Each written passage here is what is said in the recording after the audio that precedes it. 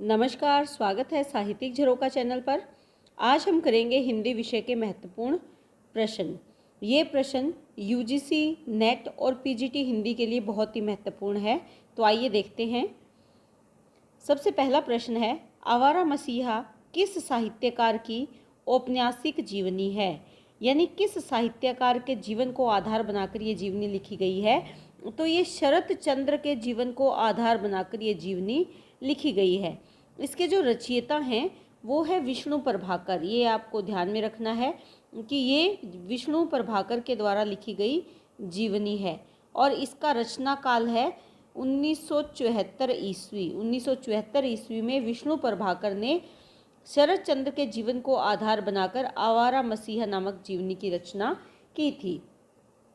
यहाँ पर रविंद्रनाथ टैगोर के बारे में भी जानना ज़रूरी है। ये बंगला भाषा के बहुत ही महत्वपूर्ण साहित्यकार हैं, लेकिन इसके साथ साथ प्रमुख क्या है कि नोबेल पुरस्कार भी दिया गया था इनको। कब? 1913 ईस्वी में नोबेल पुरस्कार से सम्मानित किया गया।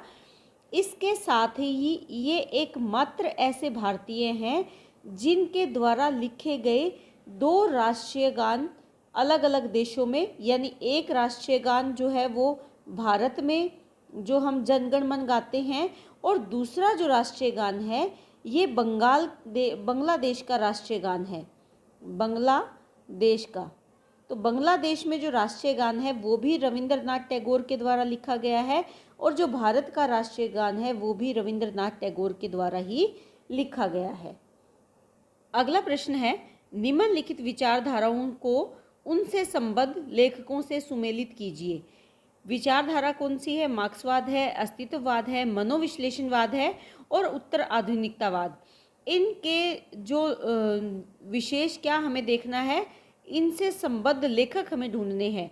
तो जो मार्क्सवाद है उसमें एंगल्स का स्थान प्रमुख है। इस एंगल्स के साथ साथ ये किसकी देन है? ये कार्ल मार्क्स की देन है। ये भी आपको पता होना चाहिए। मार्क्सवाद कार्ल मार्क्स की देन है। इसके साथ साथ फ्रेडरिक और लेनिन की भी इसमें प्रमुख भूमिका है।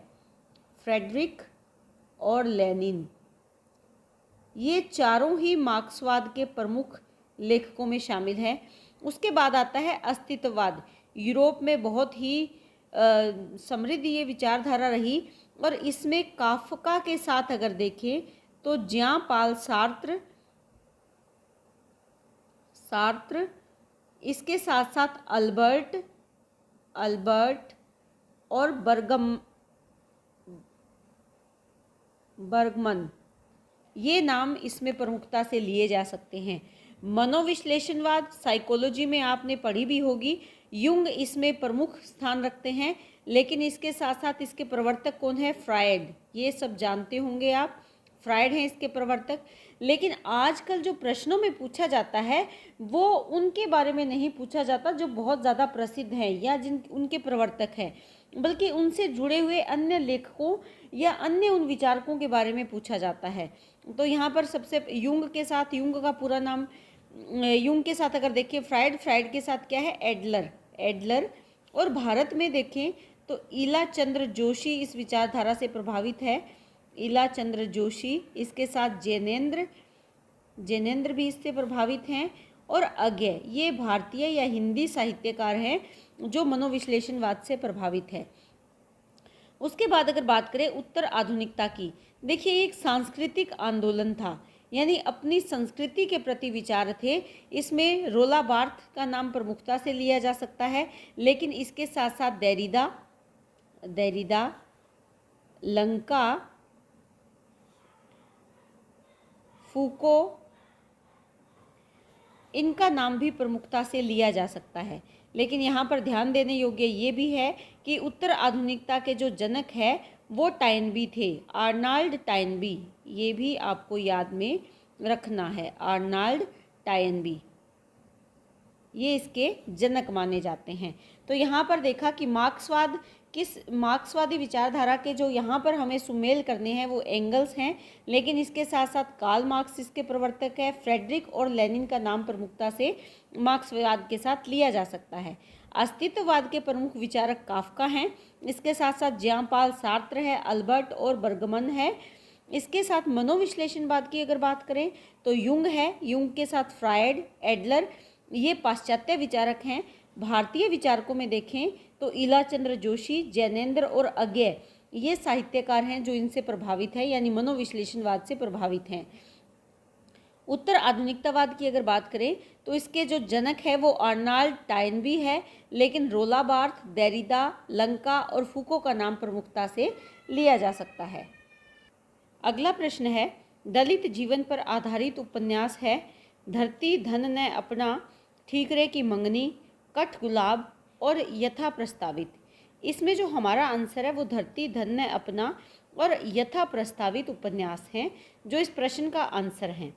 लेकिन इसके साथ साथ हमें ये भी पता होना चाहिए कि ये किसके उपन्यास हैं। जो धरती धन ने अपना है ये जगदीश चंद्र का उपन्यास है, जगदीश चंद्र का उपन्यास है। ये 1972 ईस्वी में लिखा गया और इसमें पंजाब के दलित परिवार के बारे में बताया गया है। ठीकरे की मंगनी ये नासिरा शर्मा का उपन्यास है, नासिरा शर्मा। गांव के असहाय लोगों या उनके जीवन के बारे में यहाँ पर दिखाया गया है। विशेषकर नारी जीवन की पीड़ा को इन्होंने अपने उपन्यासों में संकलित किया है। कठ गुलाब मृदुला गर्ग का है, मृदुला गर्ग। 2013 में इनको साहित्य अकादमी पुरस्कार भी मिला था। किसके लिए? कठ गुलाब के लिए।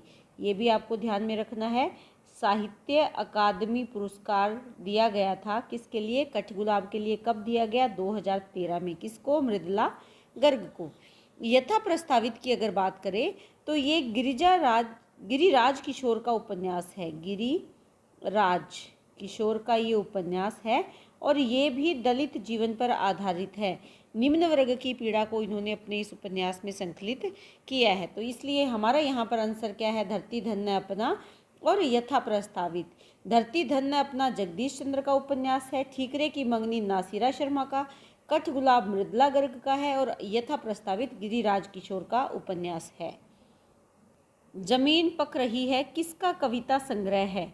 जमीन पक रही है अगर हम देखें आंसर के अनुसार तो केदारनाथ सिंह का कविता संग्रह है।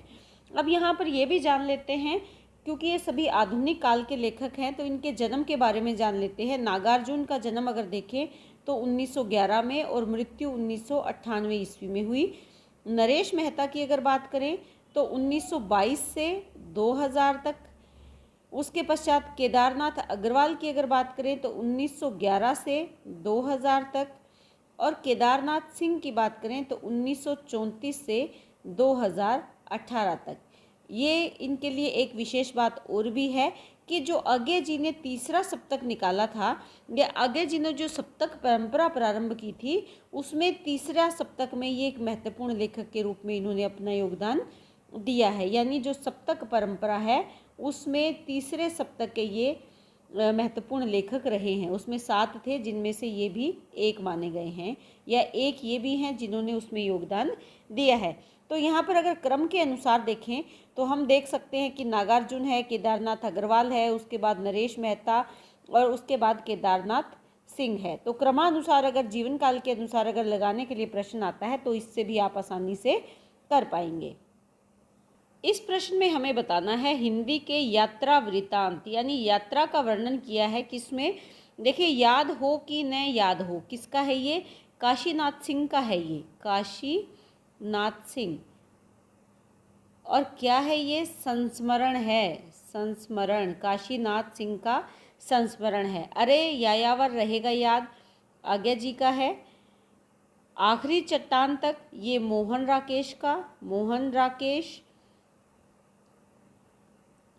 जिनकी याद हमेशा रहेगी, ये किसका है? अमृत राय का। ये क्या है? ये भी संस्मरण है। अमृत राय कौन है? प्रेमचंद के पुत्र हैं अमृत राय, उनके द्वारा लिखा गया संस्मरण है जिनकी याद हमेशा रहेगी। तो ये दोनों ही देखिए, जब हमें 2 संस्मरण मिल गए तो जो पीछे जो बचे वो क्या है? अरे यायावर रहेगा याद और आखिरी चट्टान तक, ये दोनों ही यात्रा वृत्तांत है, यानी यात्राओं का वर्णन इसमें किया गया है। तो हमारा आंसर यहाँ पर क्या होगा? बी और सी हमारा आंसर होगा। इसके साथ आपको ये याद रखना है कि याद हो कि न याद हो, ये संस्मरण है और किसका, काशीनाथ सिंह का, और जिनकी याद हमेशा रहेगी ये अमृत राय के द्वारा लिखा गया संस्मरण है। अगला प्रश्न है, आलोचना ग्रंथों को उनके लेखकों के साथ सुमेलित कीजिए। आलोचना ग्रंथ कौन से हैं? कामायनी एक पुनर्विचार, अधूरे साक्षात्कार, इतिहास और आलोचना, प्रेमचंद और उनका युग। मैंने यहाँ पर इनको सुमेलित करके ही लगाया है ताकि आप इसे आसानी से याद कर पाओ। कामायनी एक पुनर्विचार ये मुक्ति बोध के द्वारा लिखा गया आलोचनात्मक ग्रंथ है। अधूरे साक्षात्कार नेमीचंद्र जैन का है। इतिहास और आलोचना नामवर सिंह का है। और प्रेमचंद और उनका युग ये रामविलास शर्मा के द्वारा लिखा गया आलोचना ग्रंथ है। ये चारों बहुत ही महत्वपूर्ण है, प्रश्न बार बार आते हैं तो ये आपको याद करने बहुत ज़रूरी हैं। यानी कामायनी क्या है? मुक्तिबोध से जुड़ा हुआ है। कामायनी एक पुनर्विचार, कामायनी पर पुनः, कामायनी किसकी रचना है? जयशंकर प्रसाद की, लेकिन इन्होंने क्या लिखा है? कामायनी एक पुनर्विचार। किसने? मुक्तिबोध ने। अधूरे साक्षात्कार किसके रह गए? नेमीचंद्र जैन के। इतिहास और आलोचना में अपना नाम कौन अमर कर गया? नामवर सिंह। प्रेमचंद और उनका युग कौन, कैसा युग था? जैसे राम विलास करते हैं, अपना जीवन जीते हैं, उसी प्रकार तो प्रेमचंद और उनका युग किसकी रचना है? रामविलास शर्मा की।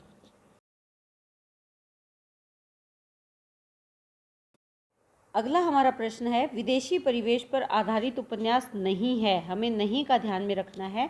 पहला यहाँ है परिशिष्ट, चक्रव्यूह, वे दिन, सफ़र के साथी। इसमें जो परिशिष्ट है ये गिरजा किशोर का उपन्यास है। चक्रव्यूह किसकी रचना है? ये श्रवण कुमार की, श्रवण कुमार। वे दिन निर्मल वर्मा। और सफ़र के साथी ये क्या है? सुनीता जैन की रचना है।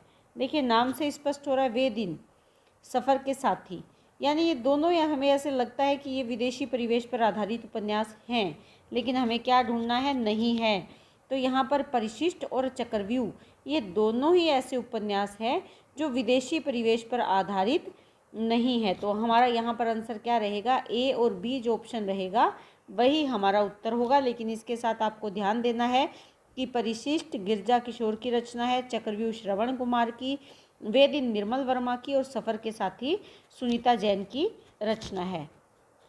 अगला प्रश्न है, उपन्यासों को उनके पात्रों के साथ संबद्ध करें। उपन्यास कौन से हैं? तमस है, राग दरबारी, महाभोज, झूठा सच। यहाँ पर तमस के साथ हम रिचर्ड को करेंगे क्योंकि ये तमस में प्रमुख पात्र हैं। राग दरबारी में रंगनाथ है, महाभोज में सुकुल बाबू हैं, और झूठा सच में तारा। ये आपको ध्यान में रखना है। यहाँ पर मैंने सुमेलित करके ही लगाया है, यानी तमस रिचर्ड किससे जुड़े हुए हैं? तमस से। रंगनाथ राग दरबारी से, सुकुल बाबू महाभोज से, और तारा झूठा सच के प्रमुख पात्रों में से है। तो ये आपको ध्यान में रखने हैं। निम्नलिखित ग्रंथों का सही कालक्रम है। यहाँ पर मैंने कालक्रमानुसार ही लगाया है। पॉलिटिक्स है, लिटरेरिया बायोग्राफिया है, एस्थेटिक है, और द सेक्रेड वुड है। इसमें आपको ध्यान में ये भी रखना है कि पॉलिटिक्स किसकी रचना है? ये अरस्तु की रचना है। लिटरेरिया बायोग्राफी ये कॉलरिज की है। कॉलरिज का पूरा नाम क्या था? Samuel Taylor Coleridge. एस्थेटिक किसकी रचना है? क्रोंचे की है। और इसके साथ साथ द सेक्रेड वुड किसकी रचना है? ये टी.एस. इलियट की रचना है।